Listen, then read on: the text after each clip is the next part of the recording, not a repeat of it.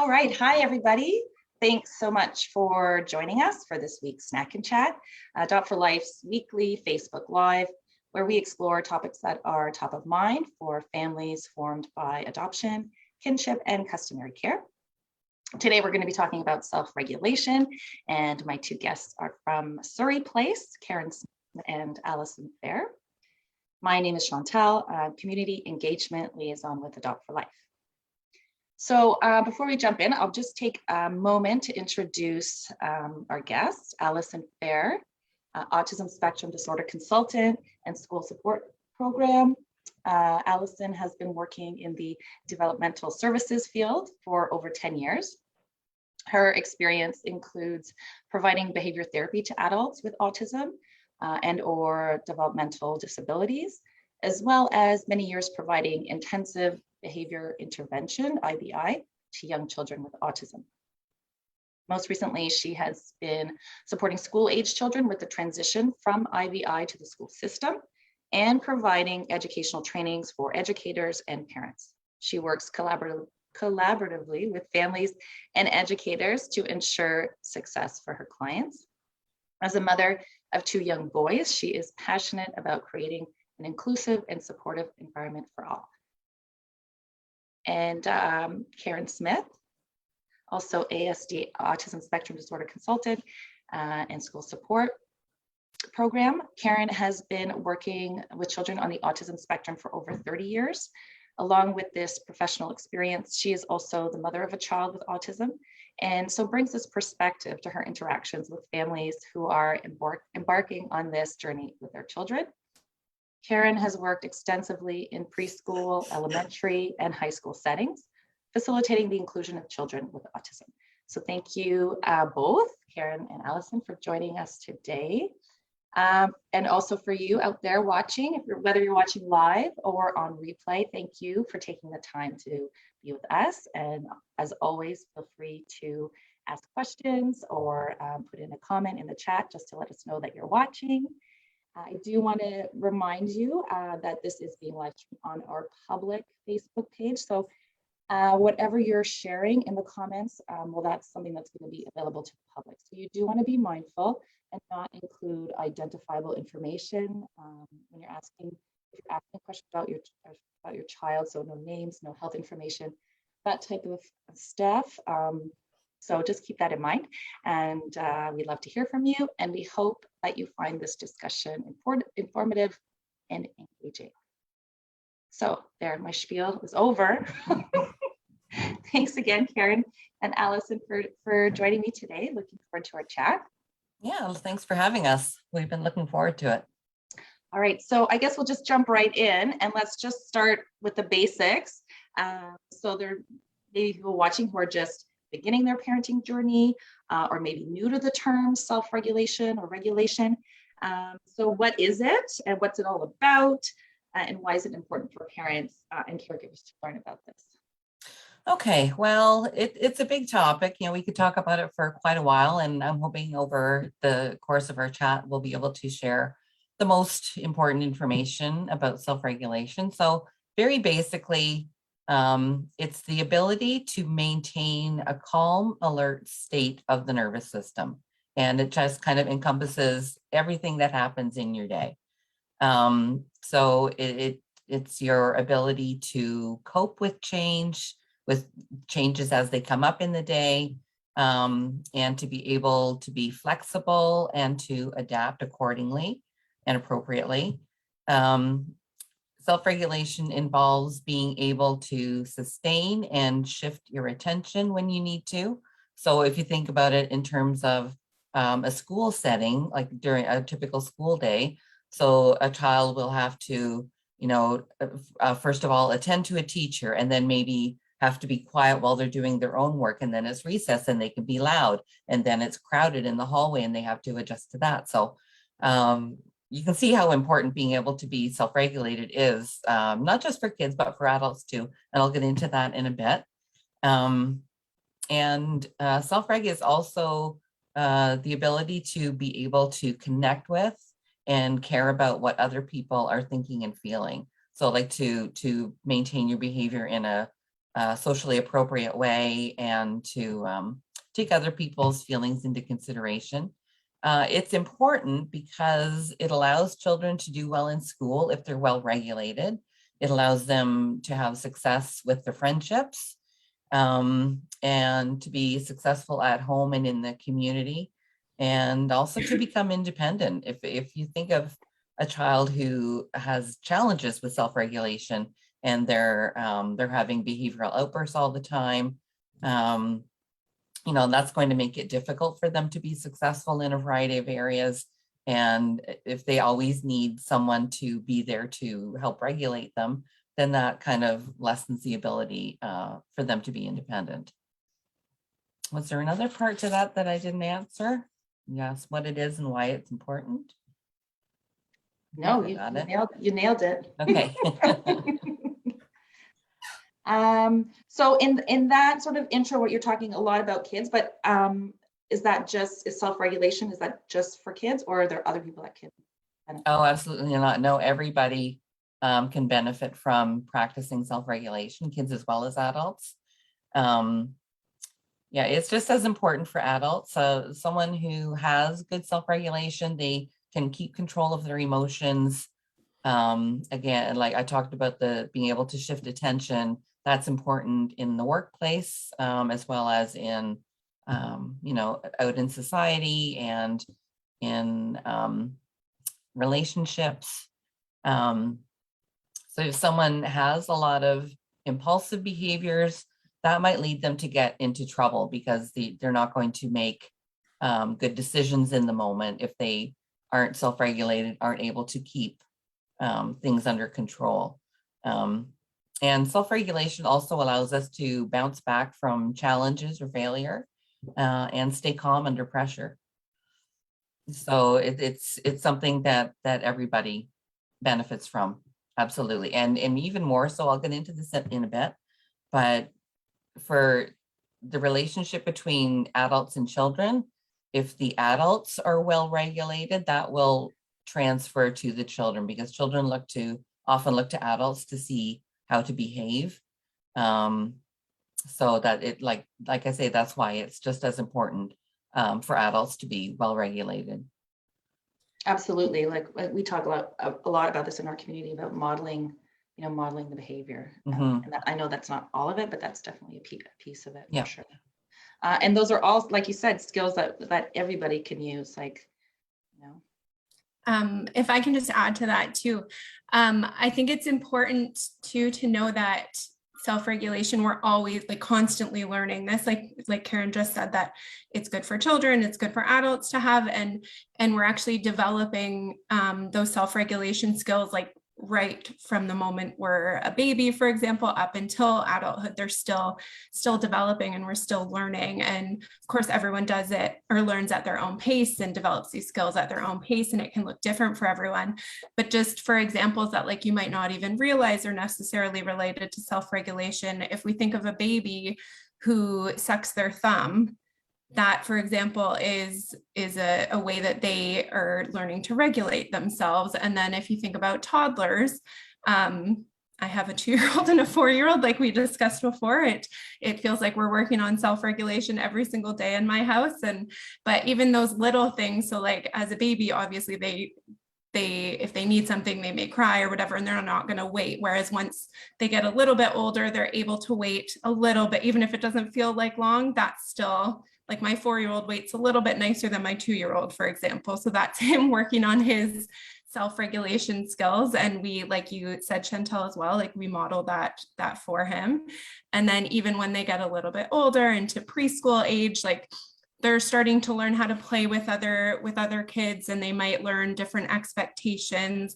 So for example, we took my 4-year-old to the movies this summer for the first time, and just learning kind of his surroundings. He's able to realize oh, if I want to say something here, I have to whisper. So he's able to make that kind of relation. And then, just as they get older, school age, kind of getting better at controlling their wants and needs. And of course, this isn't blanket. Everybody still has to work on it, and has our things that come up that don't seem as easy as others.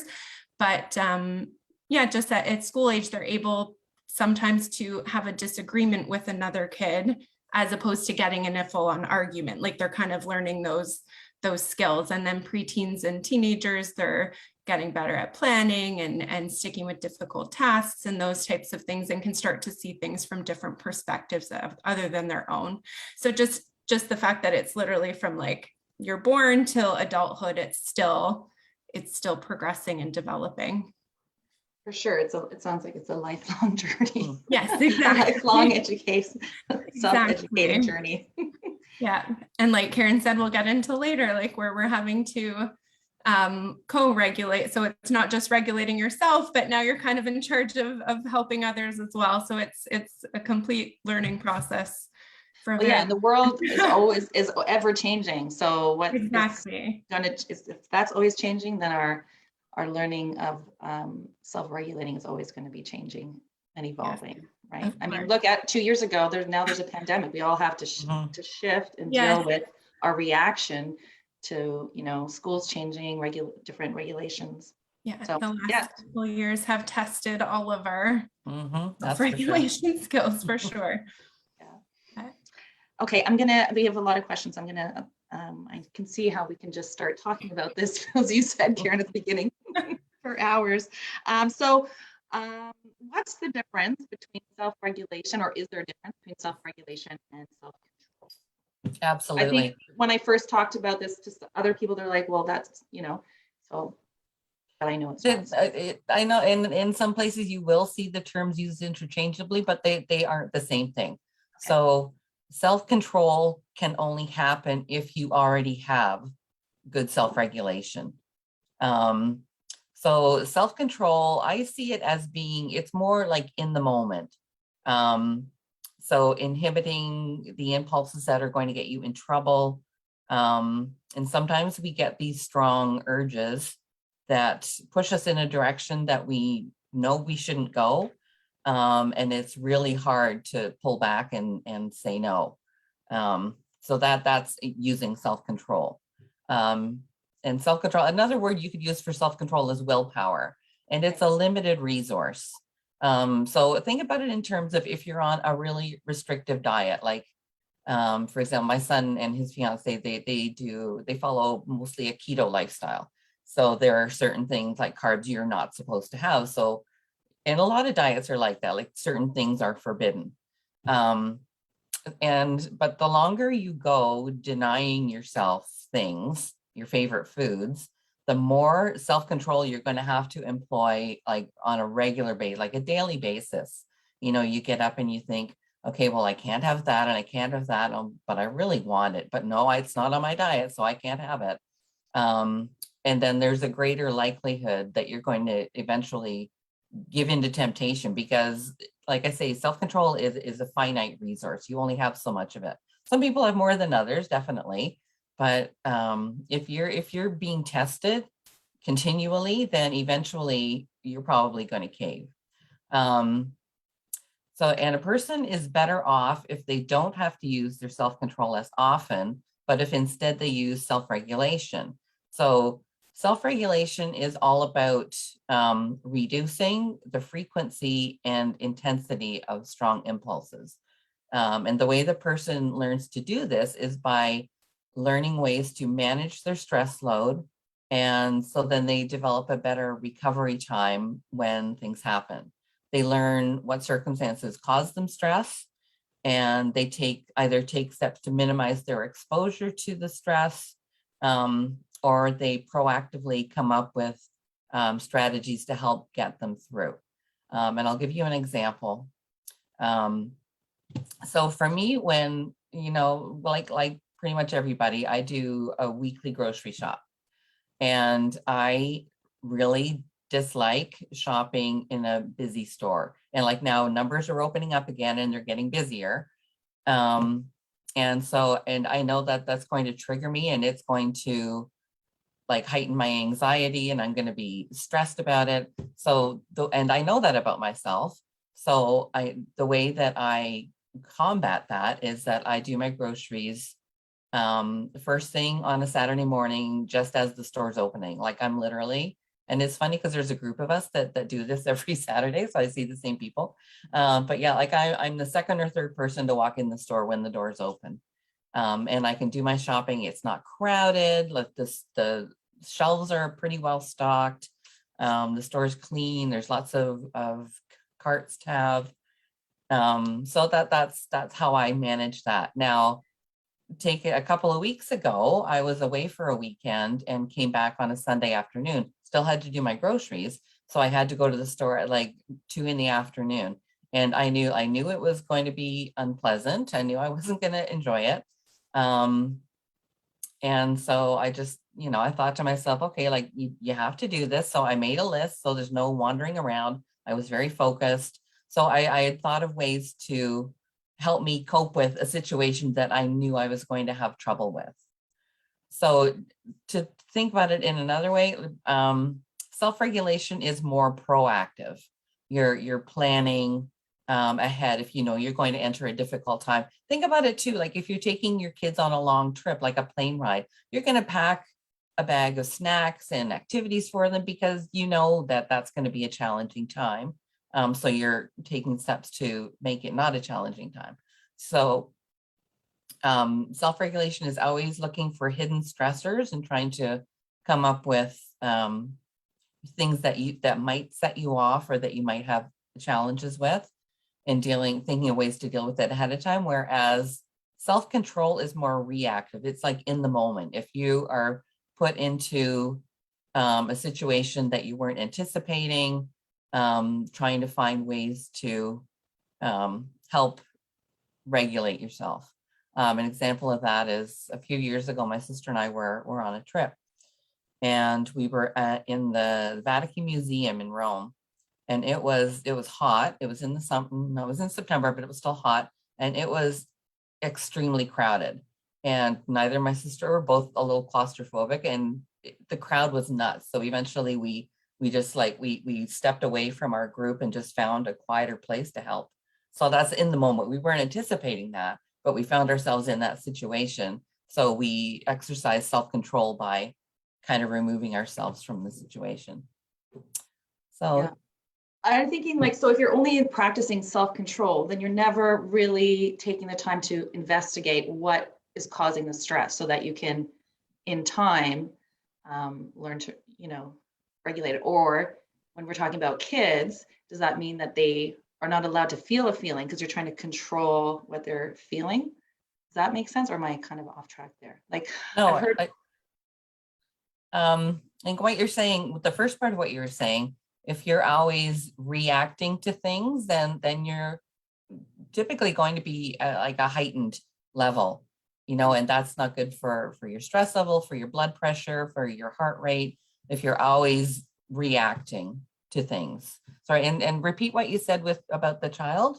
So if we're teaching our kid, instead of teaching them self-regulation, if we're just trying to control their reaction, does that in some way, it does not help them to explore their emotions in terms of like, it's still okay to be upset about something or angry about something, but it's how you choose to come back from that or investigate why this made you angry, for example. And if you help children gain that knowledge, then they'll better be able to, we talked about being able to become independent. Yeah. So if they get that knowledge, okay, you know what, I'm in the classroom and I'm sitting next to someone that I don't really like or whatever. This is how I can handle it, instead of like getting in a fight every day and then the teacher has to step in. Yeah, it's helping them build the building blocks to help them manage themselves. Yeah, and again, like it's the same with kids. They're going to be, if they're always having to be in a reactive mode, then they're going to be heightened as well. Their anxiety is going to be heightened. Their stress level is going to be heightened, and they're always going to be reliant on the adult to help bring them back down, which that's not a great way to be either. And I'm sure we'll get into it a little bit later too, but teach it, like you're saying, Chantal, about them exploring different things, like kind of developing new skills or coping strategies to kind of like put in their toolbox. We'll talk probably a little bit about a toolbox later, but self-regulation helps them get tools to put in their toolbox to help them cope with certain situations as well. Great, thanks.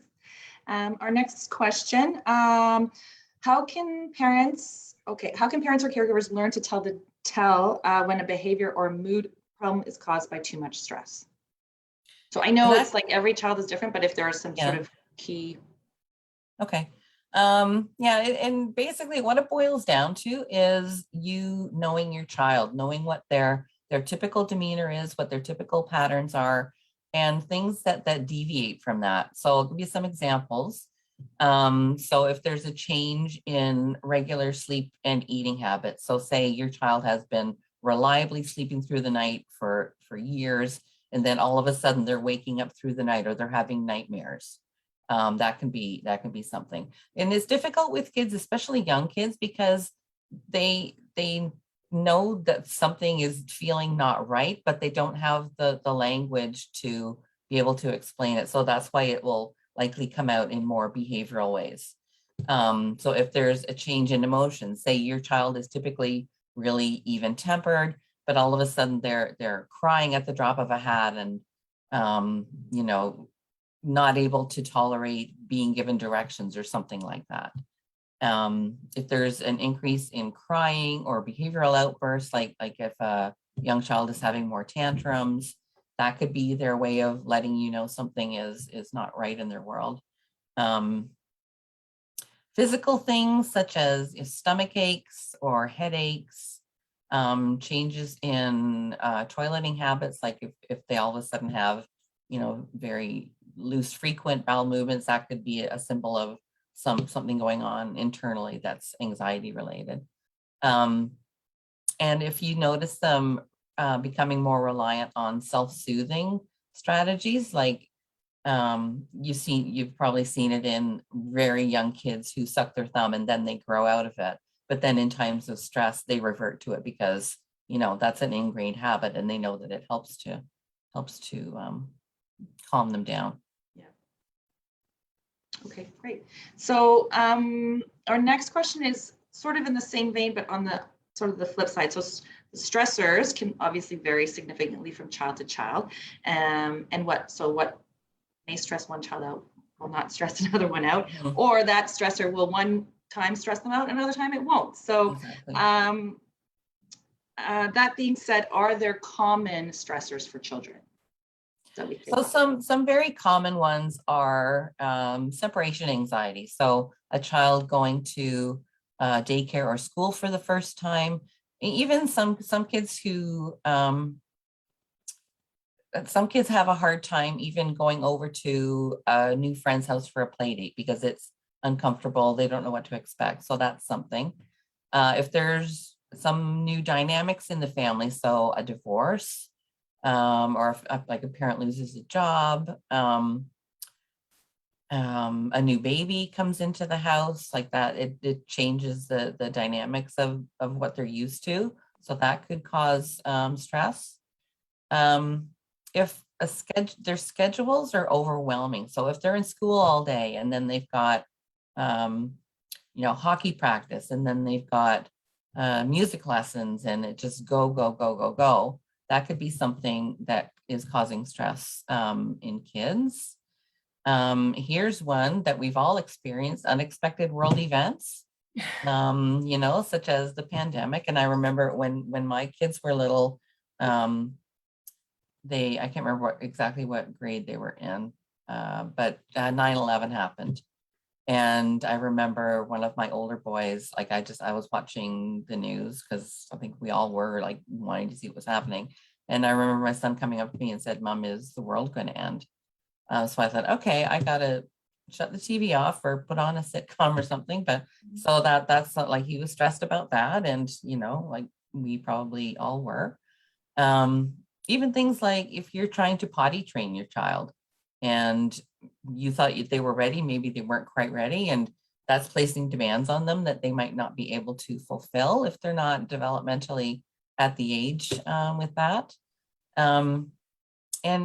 funnily enough, it's funny to think of it this way, but even positive things can cause kids stress. Like Christmas can cause stress because, you know, you're going out visiting to lots of people and you have to dress up in clothes that you might not like. And there's this big tree and lots of decorations in your house maybe. And just the having to wait to open the presents. I remember as a kid, I don't think I ever slept Christmas Eve because I was so excited to get up and get at the presents.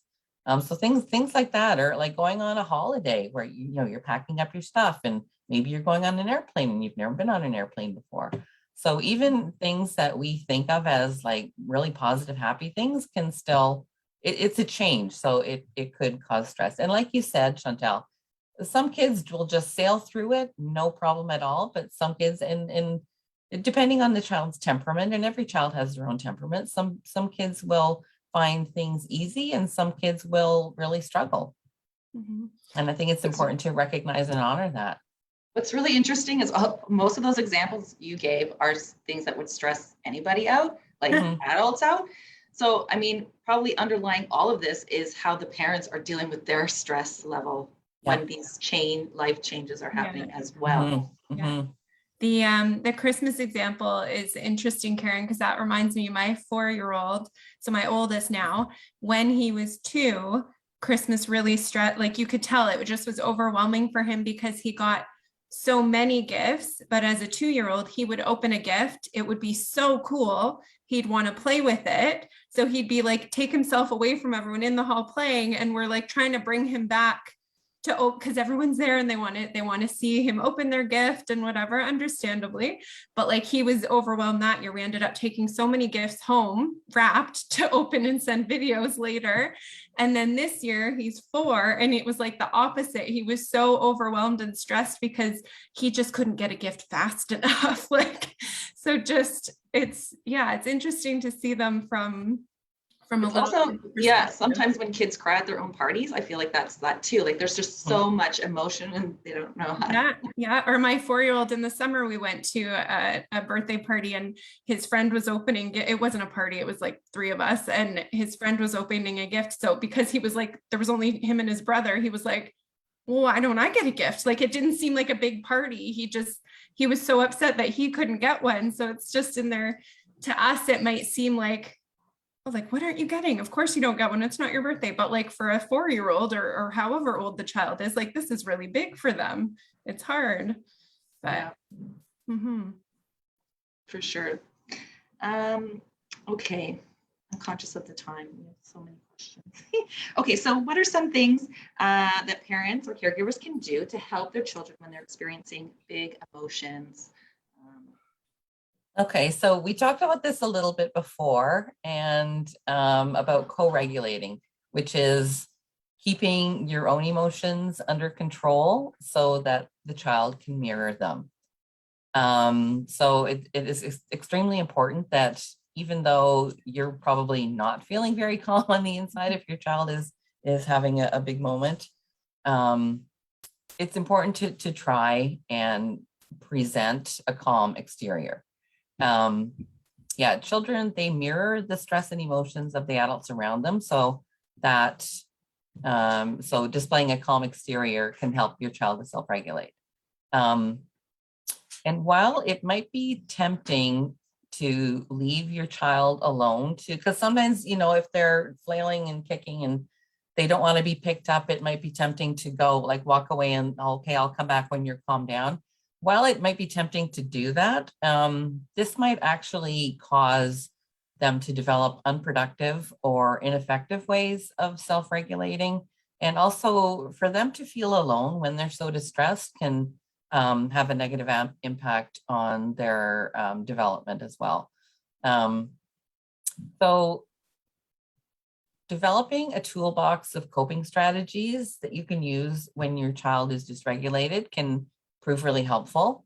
So things like teaching them to take a deep breath or like the 4-square breathing, where you breathe in, hold it for 4, breathe out, hold it for 4. Anyway, it's just like a rhythmic kind of way of breathing. taking a physical break, so stretching, dancing, walking, taking a spiritual break, so doing some yoga or meditation. They might need something more sensory, so like rocking in a rocking chair or bouncing on a yoga ball, or even manipulating Play-Doh. It can be helpful too. And helping them to learn positive self-talk as well can be helpful. Now, these tools that I just mentioned, they take a lot of time and practice. And I just want to emphasize it's really important to work on these things when the child is already in a calm state, because when they're in a calm state, they're able to take in information and retain it. If they're in an anxious, agitated state, it's just not going to go in. So thinking about scheduling time in every day, like maybe before bed, you know what, let's practice our meditation, or like in the middle of a Saturday afternoon, let's watch this kid's yoga video. Let's practice yoga. So just in trying different things, because what might work for one kid, another child might find like, I'm not doing yoga, that's really lame. You know, that might not work for them. They might need to do something different. And by practicing these things and making them ingrained, they'll be better able to call on them when they are in an agitated state, because they'll be part of their learning repertoire. Yeah, that makes sense. Like, you don't wait until someone's, Yeah. in a state and try to get them Right. to just breathe and relax. Like, And validating their feelings too, like, you know what just happened, that really sucked. I understand why you're upset, kind of thing. Yeah. Just letting them know that like big emotions can be scary. Just letting them know that it's okay. Like the challenging emotions are okay too, like anger and sadness. They're okay. You don't ever want to, like, oh no, we don't cry in this family or whatever. It's teaching them that all emotions are okay will help them be able to express them freely. That makes sense. Okay, so what are some things, or is there a different toolbox for the parents and caregivers when they're in that state and they're not calm and they need to regulate So themselves? some of the Same thing? similar things, yeah.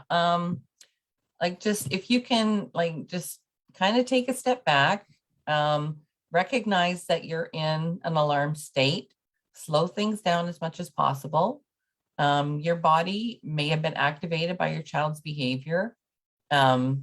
So you might have adrenaline rushing through you, and you might be having intense feelings as well.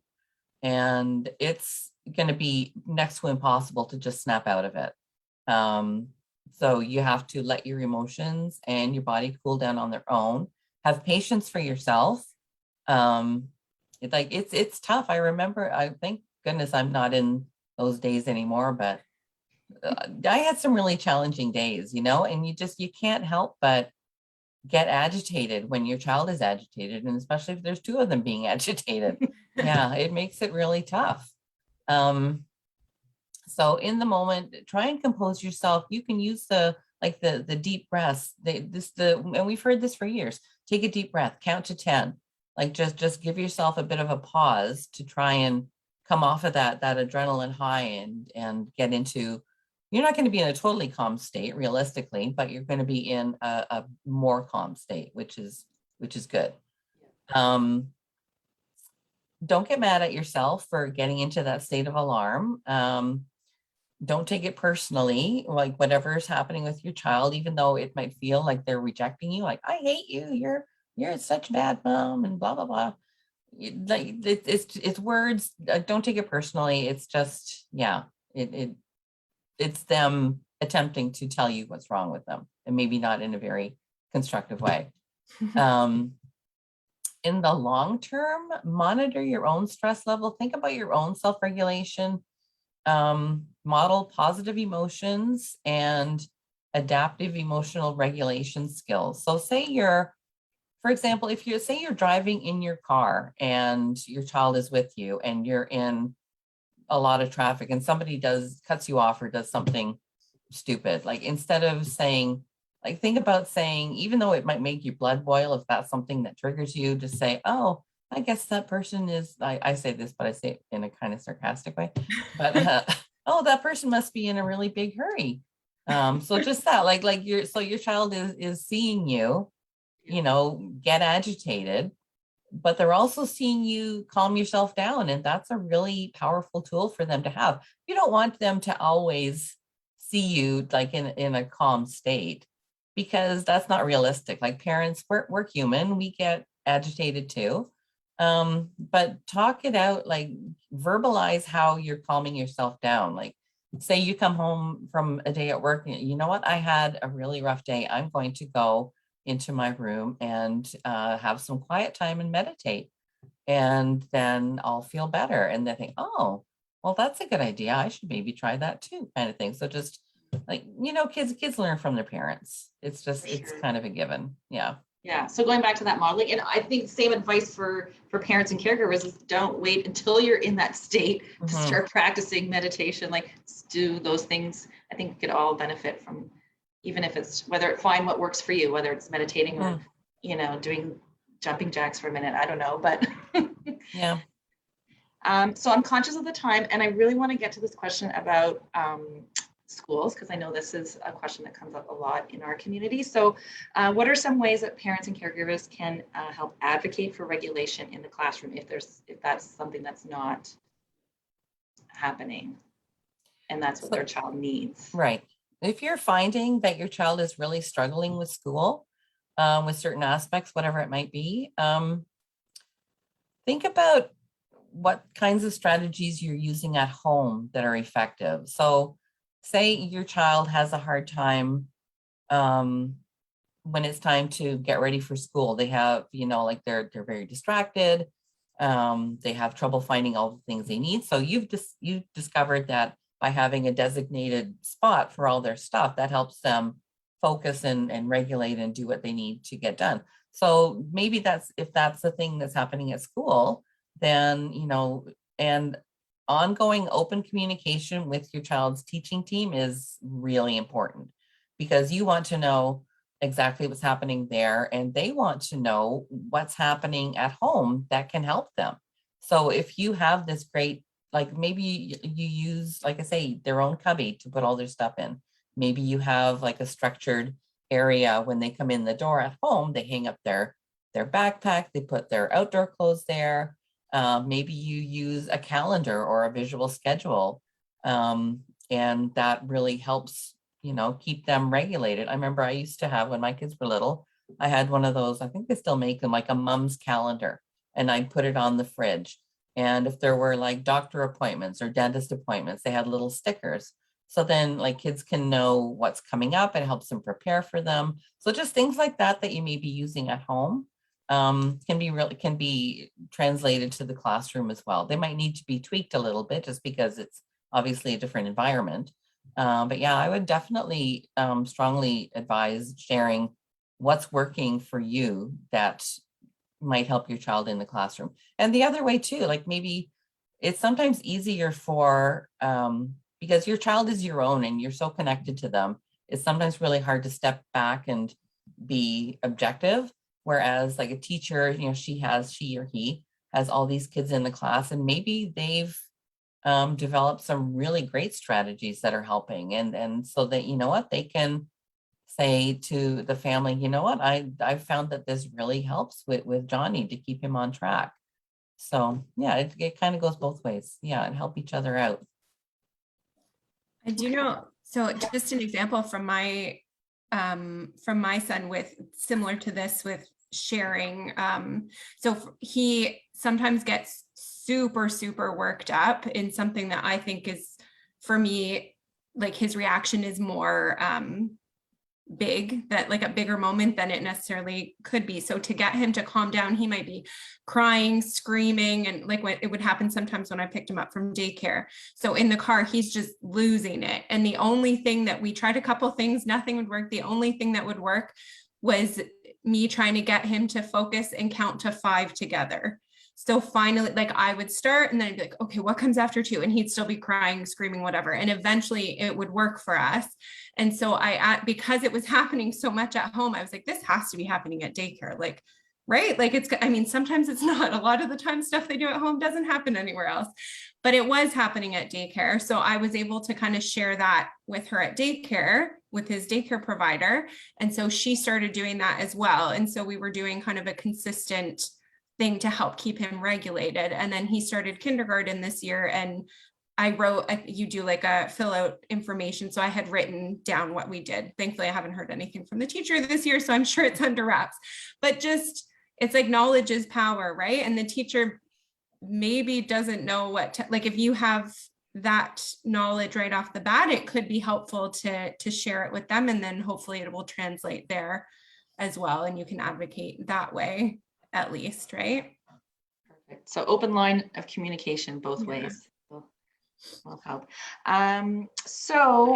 We talked about the toolbox and what it is and the process. So are there programs and resources that Surrey Place does for self-regulation if parents or caregivers want more information? If you go on the Surrey Place website and look under wellness, there are some offerings, and I believe they're more so for adults, but they would be good for adults to help with self-regulation. So they have things like guided meditation, yoga, and another program called Nourishing Your Mind, Body, and Soul. So those would be good for more so for adults. Okay. Alison, I think you had found some other ones too. Yeah, we do also have, this would be more for families registered with the Ontario Autism Program, but we do have a program, I'm not sure how many weeks it is, for kids that it's called Take a Deep Breath, where I believe they focus on self-regulation and teaching kids how to do that themselves. And then we also have, so you can go to the wellness page on Surrey Place, but also if you go to our website and just type in the search bar, like self-regulation, I've found like a tip sheet on anxiety and supporting your child. So you might find tip sheets that way.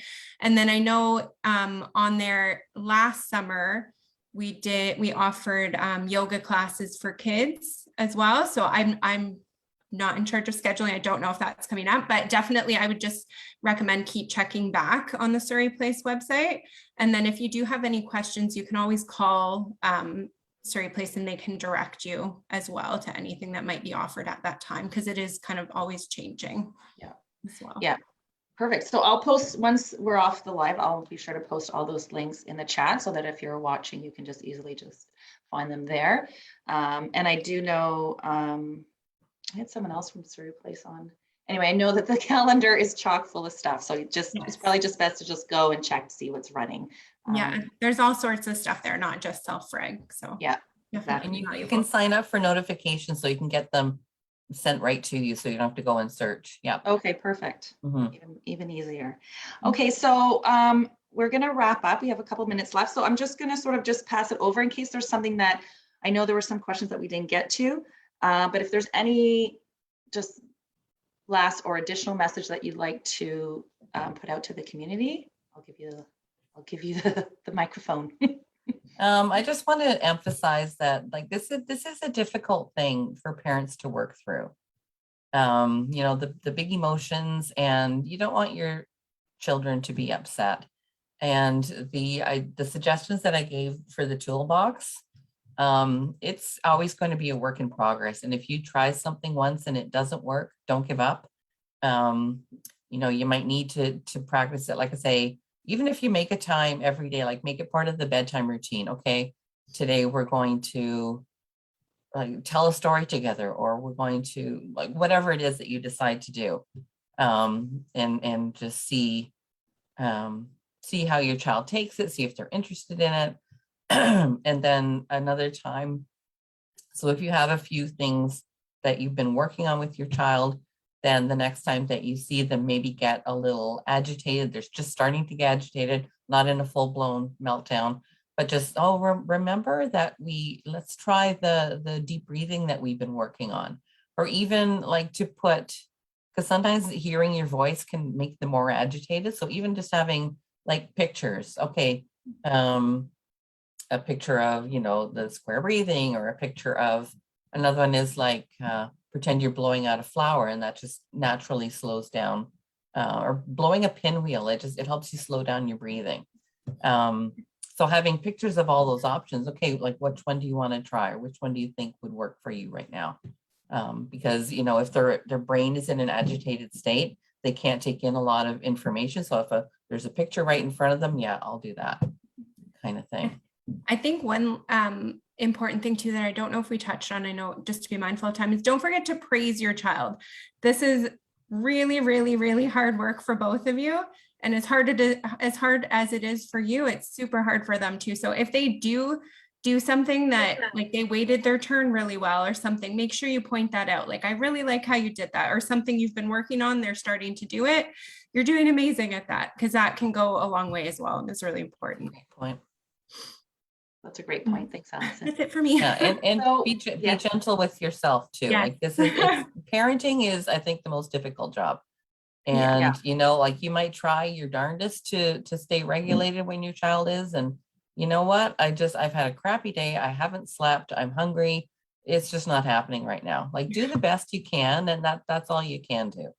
Yeah. Nobody expects perfection right off the bat. It's a work in progress. And maybe once the situation's over, like debrief with your child or with your partner and say, you know what, that didn't feel great to me. What's a different way we could approach that next time, if they have the capability of having that high level of a conversation.